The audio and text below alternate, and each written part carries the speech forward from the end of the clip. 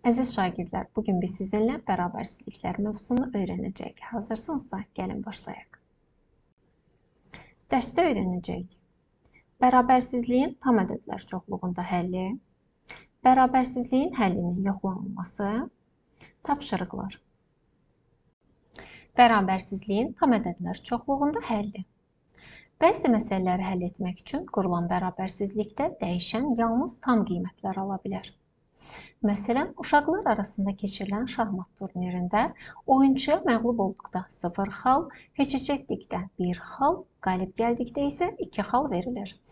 Şahmatçıya bir oyunda verilən xal n ilə işarə olunarsa, bunu n kiçikdir və ya bərabərdir 2 bərabərsizliyi şəklində ifadə etmək olar. Bu halda bərabərsizliyin həlli 0, 1, 2 ədədləridir. Başqa bir bərabərsizlik nümunəsinə baxaq. X böyükdür -2 bərabərsizliyini ödəyən bir neçə tam ədədi qeyd edin. Deməli, burada x-in ala biləcəyi qiymətlər -2-dən böyük olmalıdır. Məsələn, -4-ü yoxlayaq. -4 bilirik ki, -2 ədədindən böyük deyil. Deməli, -4 ədədi bu bərabərsizliyin həlli deyil. İndi -3-ü yoxlayaq. -3 də -2-dən böyük olmadığına görə bu bərabərsizliyin həlli deyil. -2-ni yoxlayaq. -2 ədədi -2 ədədinə bərabərdir, yəni ondan böyük deyil. Deməli, -2 ədədi də bu bərabərsizliyin həlli deyil. -1 ədədini yoxlayaq. Artıq bilirik ki, -1 -2-dən böyükdür. Deməli, -1 ədədi bu bərabərsizliyin həllidir.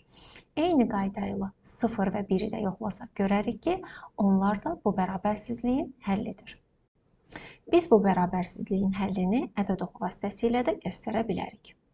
Göründüyü kimi, bərabərsizliyin həlli -2-dən böyük bütün ədədlər çoxluğudur. Lakin -2 ədədi həllə aid deyil. Onda biz -2 ədədini ədəd oxu üzərində boş dairə ilə göstərməliyik. Ədəd oxunda -2 ədədindən sağda yerləşən bütün tam ədədlər x böyükdür -2 bərabərsizliyinin həllidir. Gəlin birlikdə daha bir bərabərsizlik nümunəsinə baxaq.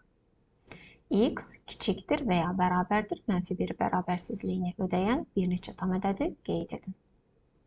Deməli, burada axtardığımız ədəd -1 ədədindən ya kiçik olmalıdır, ya da ona bərabər olmalıdır. Məsələn, götürək 2. 2 -1-ə bərabər deyil və ondan kiçik də deyil. Deməli, bu bərabərsizliyin həlli olmayacaq. Götürək 1 ədədini. 1 ədədi də -1-dən nə kiçikdir, nə də ona bərabərdir. Deməli, o da bu bərabərsizliyin həlli deyil. 0 ədədini götürək. 0 ədəddə göründüyü kimi bu bərabərsizliyin həlli olmayacaq. İndi isə -1 ədədini götürək. -1 -1-ə bərabər olduğu üçün bu bərabərsizliyin həlli olar. -2 ədədini götürək. -2 ədədi də -1 ədədindən kiçik olduğu üçün bu bərabərsizliyin həlli olacaq. Həmçinin -3 ədədi də -1 ədədindən kiçikdir. Deməli, bu bərabərsizliyin həllidir. Biz bu bərabərsizliyin, yəni x kiçikdir və ya bərabərdir -1 bərabərsizliyin həllini ədəd oxu üzərində də göstərə bilərik. Burada -1 ədədi həllə aid olduğu üçün dolu dairə vasitəsilə göstərilir. Ədəd oxunda -1 və ondan solda yerləşən bütün tam ədədlər x kiçikdir və ya bərabərdir -1 bərabərsizliyin həllidir. Məsələn, -1, -2, -3, -4, -5 və s. Biz burada x kiçikdir və ya bərabərdir -1 bərabərsizliyinin həlli olan ədədləri göstərdik. Bəs hansı tam ədədlər bu bərabərsizliyin həlli olmaz? Ədəd oxundan da göründüyü kimi -1 ədədindən sağda yerləşən ədədlər, yəni -1-dən böyük olan ədədlər bu bərabərsizliyin həlli deyil. Bu bərabərsizliyin həlli olmayan ədədləri bir y ilə işarə etsək, onda həlli bu ədədlər olan bərabərsizliyi y böyükdür -1 şəklində yaza bilərik. Bərabərsizliyin tam ədədlər çoxluğunda həllinə dair bir neçə tapşırıq nümunəsinə baxaq. A bəndi. Bərabərsizliyi ödəyən 3 tam ədəd tapın və həlli ədəd oxunda təsvir edin. Bu bərabərsizliyi ödəməyən 2 tam ədəd müəyyən edin. Birinci bərabərsizliyimiz x kiçikdir -1. Deməli, bu bərabərsizliyin həlli -1-dən kiçik olan tam ədədlərdir. Məsələn, -2, -3, -4. bizdən bərabərsizliyi ödəyən 3 tam ədədi tapmağımızı istəyirdi və sonra isə həlli ədəd oxunda təsvir etməyimizi istəyir. Gəlin həlli ədəd oxunda təsvir edək. Ədəd oxu üzərində -1 ədədindən solda yerləşən ədədlər -1-dən kiçik olan ədədlərdir. Deməli, bu bərabərsizliyin həlli -1-dən kiçik olan ədədlərdir və -1 ədədi bu bərabərsizliyin həlli olmadığı üçün içi boş dairə ilə göstərilir. İndi isə bu bərabərsizliyi ödəməyən 2 tam ədədi müəyyən edək. Bu ədədlər isə -1 ədədindən sağda yerləşən tam ədədlər olmalıdır. Məsələn, 0 və 1. X böyükdür və ya bərabərdir -4. Bu bərabərsizliyin həlləri isə -4-ə ya bərabər, ya da ondan böyük olmalıdır. Gəlin 3 nümunə göstərək. -4, -3, -2. İndi isə onun həllərini ədəd oxu üzərində təsvir edək. -4-dən böyük olan ədədlər -4-dən sağda yerləşməlidir. Deməli, bu bərabərsizliyin həlli -4 və ondan sağda yerləşən ədədlər olmalıdır. İndi isə bu bərabərsizliyi ödəməyən 2 tam ədəd müəyyən edək. Bərabərsizliyi ödəməyən ədədlər -4-dən solda yerləşən ədədlərdir. Yəni, -5, -6. Keçək B bəndinə. Bərabərsizliyi ödəyən ən böyük tam ədədi tapın, həlli ədəd oxunda təsvir edin. X kiçikdir 4. X kiçikdir 4 bərabərsizliyini ödəyən ədədlər 4-dən kiçik olan ədədlərdir və biz bunu ədəd oxu üzərində göstərsək görərik ki, 4-dən solda yerləşən ədədlər ondan kiçik olan ədədlərdir. Və bu bərabərsizliyi ödəyən ən böyük tam ədəd göründüyü kimi 3-ə bərabərdir. X kiçikdir və ya bərabərdir -3. Bu bərabərsizliyi ödəyən ədədlər isə -3 və ondan solda yerləşən ədədlər olmalıdır. Və bu aralıqdakı ən böyük tam ədəd göründüyü kimi -3-ün özüdür. Keçək C bəndinə. Bərabərsizliyi ödəyən ən kiçik tam ədədi tapın, həlli ədəd oxunda təsvir edin. X böyükdür -1. Bu bərabərsizliyin həlli isə ədəd oxu üzərində -1-dən sağda yerləşən ədədlərdir və bu aralıqdakı ən kiçik tam ədəd göründüyü kimi 0-dır. -1 bu bərabərsizliyin həlli olmadığı üçün biz ən kiçik tam ədəd olaraq onu götürə bilmirik. X böyükdür və ya bərabərdir -1. Bu bərabərsizliyin həlli isə ədəd oxu üzərində -1 və ondan sağda yerləşən ədədlər olmalıdır.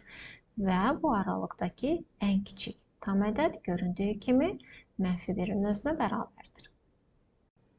Bərabərsizliyin həllinin yoxlanması. Verilmiş ədədin bərabərsizliyin həlli olduğunu yoxlamaq üçün əvvəlcə bu ədədi dəyişənin yerinə yazıb ifadələrin qiyməti tapılır. Sonra isə alınan ədədi bərabərsizliyin doğru olub-olmadığı yoxlanılır. Məsələn, 3 və -3 ədədlərinin x+1 böyükdür -2 bərabərsizliyinin həlli olub-olmadığını müəyyən edək. Gəlin bunu cədvəl üzərində göstərək. Əvvəlcə x-in yerinə 3 qoyaq, onda x+1 ifadəsinin qiyməti 3+1 4-ə bərabər olar. İndi isə bu x+1 ifadəsinin -2-dən böyük olub-olmadığını araşdıraq. Göründüyü kimi 4 -2-dən böyükdür. Deməli, 3 ədədi bu bərabərsizliyin həllidir. İndi isə x-in yerinə -3 qoyaq. -3+1 olacaq -2 və göründüyü kimi -2, -2-dən böyük deyil. Deməli, -3 ədədi bu bərabərsizliyin həlli deyil. Yekun olaraq deyə bilərik ki, 3 ədədi x+1 böyükdür -2 bərabərsizliyinin həllidir. -3 ədədi isə həlli deyil.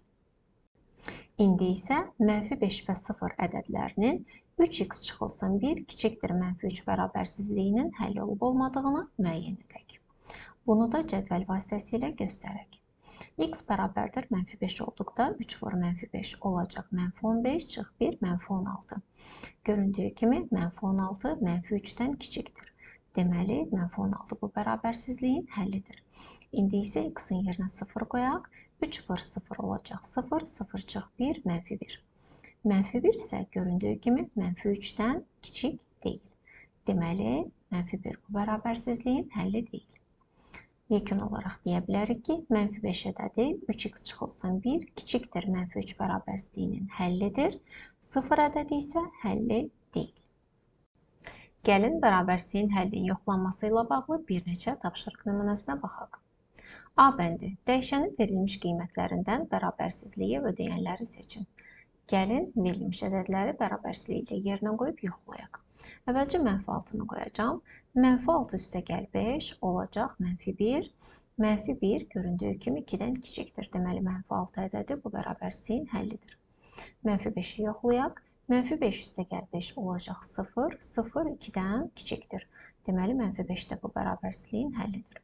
-4-ü yoxlayaq. -4 üstəgəl 5 olacaq -1. -1 də 2-dən kiçik olan ədəddir. Deməli, -4 də bu bərabərsizliyin həllidir. -3-ü yoxlayaq. -3 üstəgəl 5 olacaq 2. 2 2-yə bərabərdir. Yəni ondan kiçik deyil. Deməli, -3 bu bərabərsizliyin həlli deyil. İndi 2-ni qoyaq, yoxlayaq. 2 üstəgəl 5 olacaq 7. 7 isə 2-dən kiçik deyil. Deməli, 2 də bu bərabərsizliyin həlli deyil. Son olaraq 3-ü yoxlayaq. 3 üstəgəl 5 olacaq 8. 8 də 2-dən kiçik olmadığına görə deyə bilərik ki, 3 bu bərabərsizliyin həlli deyil. M çıx 4 kiçikdir və ya bərabərdir -5. Verilmiş ədədləri yerinə qoymaqla yoxlayaq. M-in yerinə əvvəlcə -3 qoyuram. -3 çıx 4 olacaq -7. -7 göründüyü kimi -5-dən kiçik ədəddir. Deməli, bu bərabərsizliyi ödəyir. -2-ni qoyaq. -2 çıx 4 olacaq -6. -6-dan -5-dən kiçik ədəd olduğu üçün, deməli, -2 bu bərabərsizliyin həllidir. -1-i qoyaq. -1 çıx 4 olacaq -5. -5 -5-ə bərabərdir. Deməli, -1 də bu bərabərsizliyin həllidir. 0-ı qoyub yoxlayaq. 0 çıx 4 olacaq -4. -4 -5-dən böyükdür. Yəni kiçik deyil. Onda deməli 0 bu bərabərsizliyin həlli deyil. İndi isə 1-i yoxlayaq. 1 çıx 4 olacaq -3. -3 -5-dən böyükdür. Deməli, bu bərabərsizliyin həlli deyil. İndi 2-ni yoxlayaq. 2 çıx 4 olacaq -2. -2 -5-dən kiçik olmadığı üçün, deməli, 2 də bu bərabərsizliyin həlli deyil. B bəndi. Gəzinti gəmisinin texniki heyəti 10 nəfərdir. Heyət və sərnişinlərin ümumi sayı 175 nəfərdən çox ola bilməz. Sərnişinlərin sayı n ilə işarə edilərsə, gəmidə olan bütün insanların sayını hansı bərabərsizliklərlə ifadə etmək olar? Deməli, texniki heyət 10 nəfərdir və sərnişinlərin sayı isə n nəfərdir. Deməli, ümumilikdə insan sayı 10 üstəgəl n olar. Və şərtdə bizə deyilir ki, heyət və sərnişinlərin ümumi sayı 175 nəfərdən çox ola bilməz. Deməli, n üstəgəl 10 ya 175-ə bərabər, ya da ondan kiçik olmalıdır. Deməli, bu şərti ödəyən bərabərsizlik n üstəgəl 10 kiçikdir və ya bərabərdir 175 olmalıdır. Videoya fasilə verərək verilmiş tapşırığı həll edin.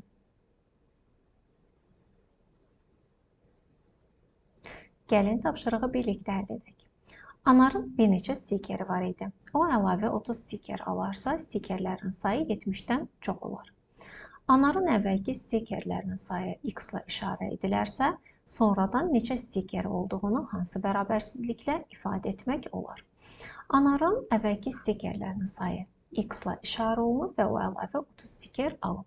Deməli, indiki stikerlərin sayı x üstəgəl 30 olar. Və şərtdə deyilir ki, bu say 70-dən çox olmalıdır. Deməli, bərabərsizlik x üstəgəl 30 böyükdür 70 şəklində olmalıdır. Anarın əvvəlki stikerlərinin sayı 25-50 ola bilərmi? Gəlin x-in yerinə 25 və 50 qoymaqla bərabərsizliyin doğru olub olmadığını yoxlayaq. X-in yerinə 25 qoysaq, olacaq 25 üstəgəl 30 bərabərdir 55. 55 böyükdür 70. Gördüyünüz kimi bərabərsizlik ödənmir. Deməli, anarın əvvəlki stikerlərinin sayı 25 ola bilməz. İndi isə 50-ni yoxlayaq. Yazacağım 50 üstəgəl 30 bərabərdir 80. 80 böyükdür 70. Bu bərabərsizlik doğrudur. Deməli, anarın əvvəlki stikerlərinin sayı 50 ola bilər. Onun ən azı neçə stikeri var idi? Anarın ən azı neçə stiker olduğunu tapmaq üçün elə ən kiçik ədəd seçməliyik ki, bu ədədin 30 ilə cəmi 70-dən böyük olsun. Deməli, bu ədəd 41-ə bərabərdir. Həqiqətən də 41 üstəgəl 30 böyükdür 70 bərabərsizliyi doğrudur. Deməli, anarın ən azı 41 stikeri var idi. Videoya fasilə verərək verilmiş tapşırığı həll edin. Gəlin tapşırığın həllinə birlikdə baxaq. Müəyyən marşrut üzrə 5 avtobus dayanacağı var idi. Bir neçə yeni dayanacaq da quraşdırıldıqdan sonra onların sayı 9-dan az oldu. Yeni quraşdırılan dayanacaqların sayını n-də işarə edib uyğun bərabərsizliyi yazın. Şərtə əsasən deyə bilərik ki, əvvəlcə 5 avtobus dayanacağı var idi və sonra isə n dənə yeni dayanacaq quraşdırıldı. Deməli, ümumi dayanacaqların sayı 5 üstəgəl n oldu və bu say 9-dan az olmalıdır. Deməli, bu bərabərsizlik 5 üstəgəl n kiçikdir 9 şəklində olacaq. Neçə yeni dayanacaq quraşdırıla bilərdi? Mümkün halları yazın. Deməli, biz n-in yerinə elə müsbət tam ədədlər qoymalıyıq ki, həmin bu ədədin 5 ilə cəmi 9-dan kiçik olsun. Gəlin n-in yerinə 1, 2, 3, 4 və s. ədədlər qoyub yoxlayaq. Əvvəlcə n-in yerinə 1 qoyacam. Olacaq 5 üstəgəl 1 kiçikdir 9. 5 üstəgəl 1 olur 6 kiçikdir 9. Həqiqətən də deməli bir dayanacaq quraşdırıla bilər. Bu doğrudur. İndi n-in yerinə 2 qoyaq. 5 üstəgəl 2 kiçikdir 9. 5 üstəgəl 2 olacaq 7 kiçikdir 9. Bu bərabərsizlikdə doğrudur. Deməli, 2 dayanacaq quraşdırıla bilər. İndi isə n-in yerinə 3 qoyaq. 5 üstəgəl 3 kiçikdir 9. 5 üstəgəl 3 olacaq 8 kiçikdir 9. Həqiqətən də 8 9-dan kiçikdir. Deməli, 3 dayanacaq da quraşdırıla bilər. İndi isə n-in yerinə 4 qoyaq. 5 üstəgəl 4 kiçikdir 9. 5 üstəgəl 4 olacaq 9 kiçikdir 9. Bu bərabərsizlik ödənmir.